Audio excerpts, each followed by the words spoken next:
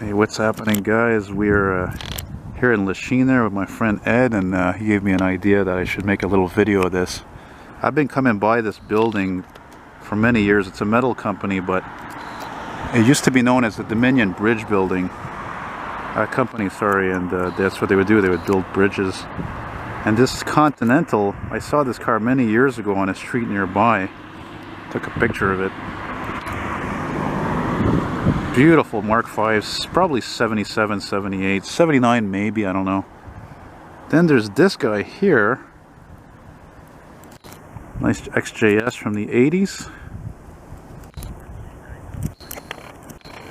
And then if we come back over here, I'll get a shot of that Kenworth. Wish I could see the front of it, because I don't think I've ever seen the front of that truck.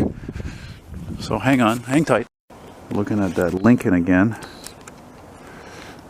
Like so many thousands of cars out there just sitting outside and just going downhill slowly but surely, and probably never be restored, but you never know. Now here's this 50s Kenworth. This truck I've been seeing here the longest. That is amazing. Pretty sure it's 50s. Look at that thing. Amazing. I don't remember all that green though. That's weird. I guess it used to be green. Maybe it's got a Detroit in it, eh? But probably a Cummins, I would think. Now this guy here we're going to go see. I don't know what that is. I think it's an International. And you can see there's these massive beams for the cranes that used to go back and forth transferring loads at this company. There used to be a train crossing right over here. That's how massive this property is. All these buildings here are probably connected, and back when, you know, everything was built here. And very, very industrial. And there was a train track, like I said. The track is actually still there, but there used to be this level crossing warning light. It was like weird. It was like white. I'm sure it was cast iron. I don't know what happened to it, but it was so cool. And I don't know. I wouldn't be surprised if the owner actually just claimed it and removed it and put it in his collection, or somebody bought it or whatever. Or maybe the city of Lachine removed it even, you know. There's that International. I don't know who this guy is, but he got good taste in vehicles. My friend Ed wanted to go see because he said the guy had a bunch of Grand Wagoneers. Well, he had one, and I don't know what happened to it or the other ones, you know. So, yeah. Look at this fucking joke of a Mercedes. What a joke, man. Horrible. I should never have made that. Anyway, that's me.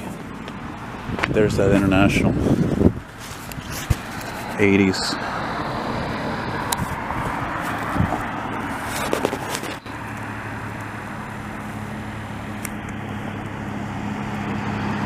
Pretty good shape still.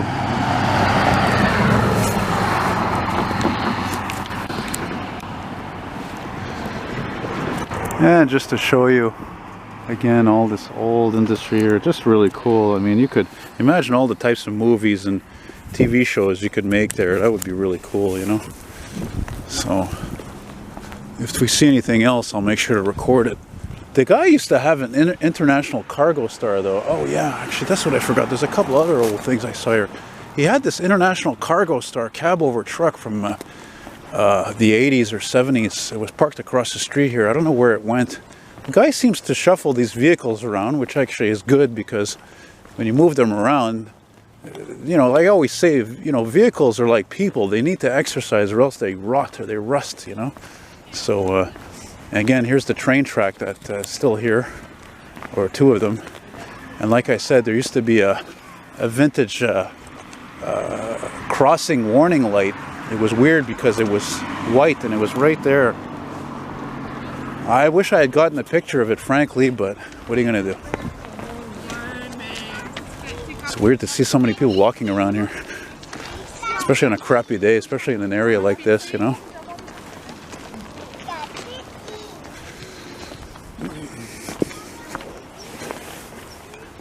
Yeah, see, now it's called Sintube. But it's intriguing. It's an intriguing area. There's nothing like this here in the city, you know. Really. I did a walking video here once. How could I not? Really, it's just very interesting, you know. Just to finish here, what we saw here driving up here. Look at this. There's an old Honda Accord, 93. And there's a Volkswagen Fox, which my mom's boyfriend in the 90s had one. What a fucking piece of shit. But you know, as much as I hate those cars, I think they're ugly as hell, like a lot of Volkswagens. You know what? I remember one time that we had this like deep freeze, you know, like overnight it was like, I don't know, minus 30 or something.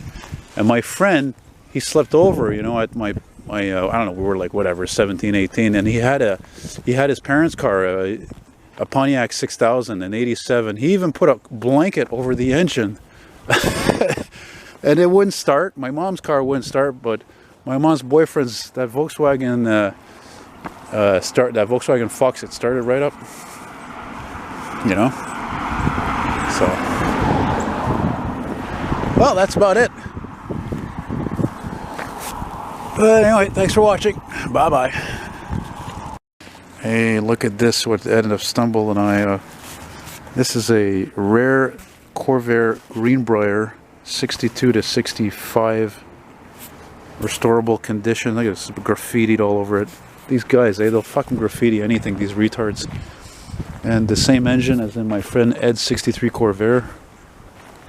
I don't know what's going on with that rear wheel. It's crooked like that. I don't know why. Neat stuff. Take a quick peek. Interior. Yeah, she needs a lot of love. That's worrisome right there. But anyway, everything can be fixed, eh?